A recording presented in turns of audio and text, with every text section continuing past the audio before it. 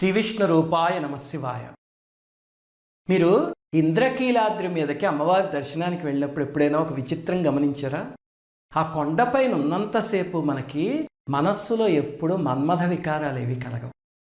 ఎవరైనా పరీక్షించి చూసుకోండి కావాలంటే. ఇంద్రకీలాద్రి కొండపైకి వెళ్ళి అమ్మవారి గుళ్ళో అడుగు పెట్టాక మళ్ళీ దర్శనం అంతా అయి కిందకు వచ్చేదాకా అసలు ఆ రకమైన ఆలోచన రాదు ఎవరికి. ఏమిటండి దాని వెనకాలంటే దాని వెనకాల ఒక పెద్ద రహస్యం ఉంది. అందరికీ నమస్కారం. మన భారతీయ సనాతన ధర్మం గురించి, ఈ దేశంలోని మహనీయుల గురించి, ఆలయాల రహస్యాల గురించి ఎంతో పరిశోధన చేసి ఈ ఛానల్ని మీకు అందిస్తున్నాం. సబ్స్క్రైబ్ చేసి పక్కనే ఉన్న బెల్ ఐకాన్ని క్లిక్ చేయండి.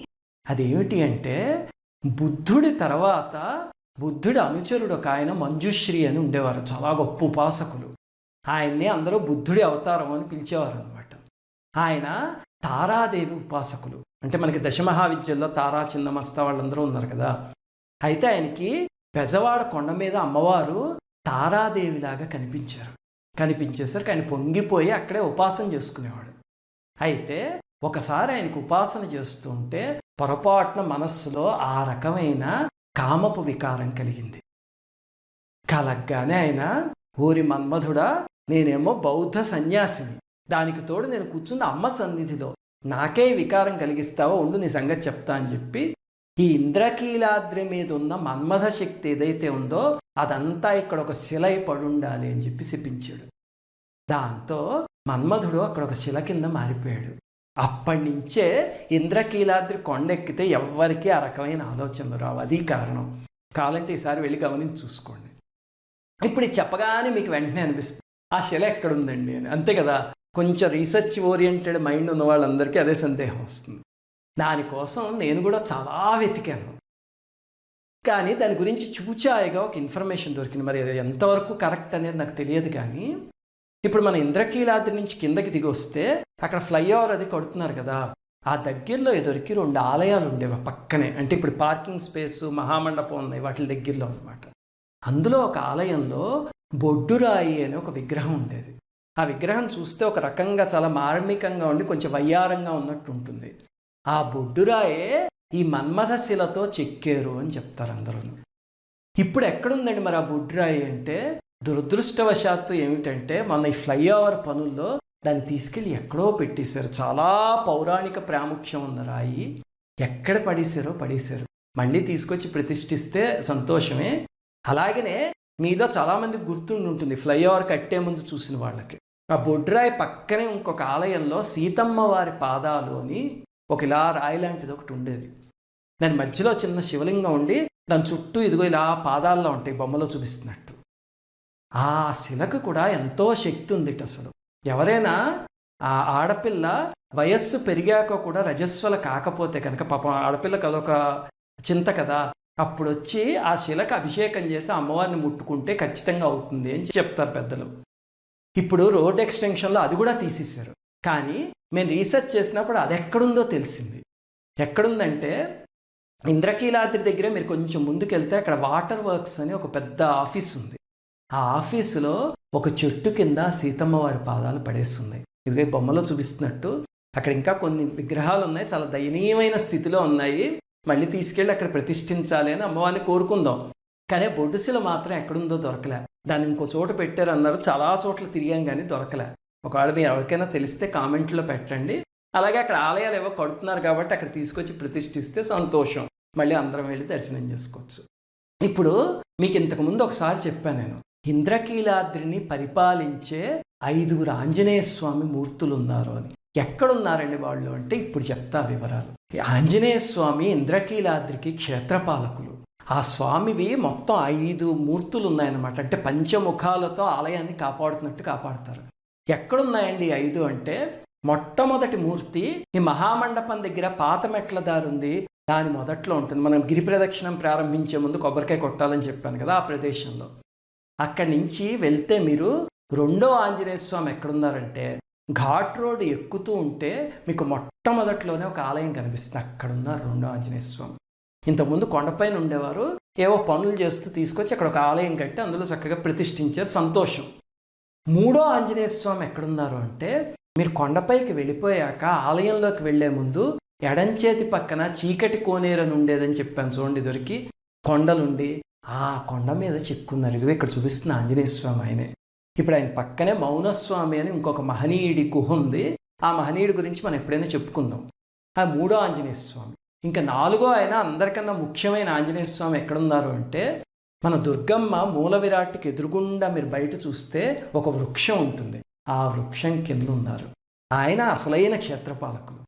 ఇంకా 5వ ఆంజనేయ స్వామి ఎక్కడున్నారండి అంటే మీరు మల్లేశ్వర స్వామి ఆలయానికి వెళ్తే కనుక అక్కడ స్వామిని దర్శించుకున్నాక కిందకి ఇలా మెట్లు ఉంటాయి. అవి దిగితే అక్కడ రాయబార మండపం అని ఉంది. అక్కడ ఉన్నారు 5వ ఆంజనేయ స్వామి. వీళ్ళు 5గురు ఆంజనేయ స్వాములు క్షేత్రపాలకులు. అలాగనే ఎలాగో చెప్పుకుంటూ మల్లేశ్వర స్వామి ఆలయం దగ్గరికి వచ్చాం కాబట్టి అక్కడ మీకు ఇంకా చూడాల్సిన 2 విశేషాలు చెప్తా. మొట్టమొదటిది ఏమిటంటే మీరు మల్లేశ్వర స్వామి ఆలయంలోకి వెళ్ళి ఒక చోటు నుంచి స్వామిని దర్శనం చేసుకుంటారు కదా, దానికి ముందు ఉన్నది అంతరాలయం, దానికన్నా పైన ఉన్నది గర్భాలయం. అందులో స్వామివారి శివలింగం ఉంటుంది. అయితే మీరు ఒంగుని చూడండి, అంతరాలయం లోపల సీలింగ్కి అక్కడ ఒక విచిత్రమైన డిజైన్ చెక్కారు శిల్పులు. చూడండి, ఇది స్క్వేర్ని ఇలా ట్రాక్ చేస్తుంటే మనం ఇలా పక్కకి వెళ్ళిపోతుంది, చాలా విచిత్రంగా. ఇది ఇక్కడ చూపిస్తుంది, అది అక్కడ చూడొచ్చు. అలాగనే స్వామివారి ఆలయానికి వెనక వైపు వస్తే కనుక మీరు అక్కడ గోపురం పైన పెద్ద శరభేశ్వరుడు మూర్తి ఉంది.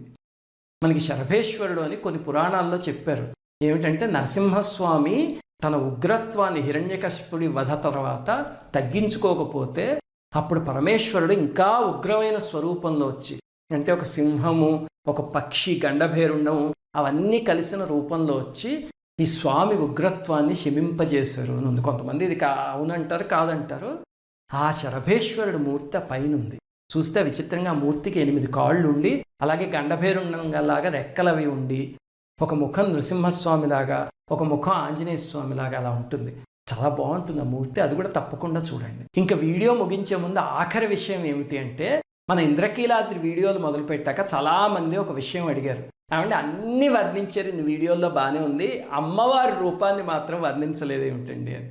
సరే, వాళ్ళు ఎందుకు అడిగారో అమ్మవారి నిర్ణయం అది కూడా ఒక్కసారి చెప్పేసుకుందాం మనం. ఇక్కడ మీరు ఇంద్రకీలాద్రి పైన ఉన్న అమ్మవారిని చూస్తే అష్టభుజాలతో మహిషాసురమర్దని స్వరూపంలో ఉంటారు అమ్మవారు. అమ్మవారికి 8 చేతులు ఉంటాయి. అందులో మీరు కుడివైపు ఉన్న 4 చేతులు చూస్తే కనుక వాటికి సాయకము, శూలము, అంకుశము, అరి అని 4 ఆయుధాలు ఉంటాయి. సాయకము అంటే కత్తి అనమాట. అలాగే అరి అంటే చక్రం. ఈ 4 ఆయుధాలు ఇటుపక్క ఉంటాయి. అవతల పక్క చూస్తే కనుక మీరు శంఖము, మౌర్వి, పాశము, ఖేటము అని ఉంటాయి. మౌర్వి అంటే అల్లెత్రాడు లాంటిది, ఖేటం అంటే డాలు. అది ఆ ఆఖరి ఆయుధంలో కొంతమంది ఆయుధం అంటారు, కొంతమంది ఏమో మహిషాసురుడు జుట్టు పట్టుకుని ఉన్నారు అమ్మవారు అంటారు. అది స్పష్టంగా కనిపించదు, కానీ 8 ఆయుధాలు ఉంటాయి అమ్మవారికి. అలాగే ఇటుపక్క చక్కగా సూర్యచంద్రులు ఉంటారు. అలాగే అమ్మవారి చుట్టూ ఒక తోరణం లాంటిది ఉంటుంది కదా, ఆ తోరణాన్ని పుణ్యకోటి అని పిలుస్తారు. ఆ తోరణం మీద కూడా 8 బొమ్మలు ఉంటాయి, చక్కగా చూసి తీరాల్సినవి. ఇటుపక్క కింద నుంచి చూస్తే మీరు ఇటు కింద వైపు అమ్మవారికి 2 ద్వారపాలికలు ఉంటారు, జయా విజయ లాంటి వాళ్ళు. వాళ్ళ పైన చూస్తే గణపతి, కుమారస్వామి ఉంటారు. కుమారస్వామి చక్కగా నెమలితో కనిపిస్తారు. అటుపక్క గణపతి ఇలా తొండం పైకెత్తి. దాని పైన చూస్తే ఇంకొక 4 మూర్తులు ఉంటాయి కదా, అందులో మహాకాళి, మహాలక్ష్మి, మహాసరస్వతి 3 ఉంటారు. ఎందుకంటే ముగురమ్మల మూలపుటమ్మ కదా ఆవిడి. అలాగనే ఆ అవతల పక్క పైన చూస్తే మీరు సేమ్ ఈ మహిషాసురమర్దని ఆకారం అక్కడ కూడా చెప్పుకుంటుంది. ఇది అమ్మవారి స్వరూపం. అలాగే అమ్మవారి దగ్గరికి వెళ్ళినప్పుడు తప్పకుండా ఒకటి చూడండి, ఆ ద్వారబంధం పైన పోతన గారు భాగవతంలో అమ్మలగన్నయమ్మ, ముగురమ్మల మూలపుటమ్మ, చాలా పెద్దమ్మ, సురారులమ్మ, కడుపారడి బుచ్చినయమ్మ అని ఒక పద్యం రాశారు కదా మొట్టమొదట. ఆ పద్యం ఒక ఫలకం మీద చెక్కించి అక్కడ పెట్టారు. అంటే పోతన గారి సాహిత్యానికి అమ్మవారు ఇచ్చిన అపురూపమైన పదవది. ఆవిడ కన్నా ఎత్తులో పెట్టించుకున్నారనమాట. ఇవన్నీ చూడండి. ఇక్కడతో ఇంక ఇంద్రకీలాద్రి వీడియోలు మనం ముగించుకుందాం. ఈసారి శ్రీశైలం, అరుణాచలం, అలాగే తిరుచానూరు, ఇంకా శ్రీరంగం ఇలాంటి ఆలయాల విశేషాలతో మరికొన్ని వీడియోలు చేసుకుందాం. శ్రీమాత్రే నమః.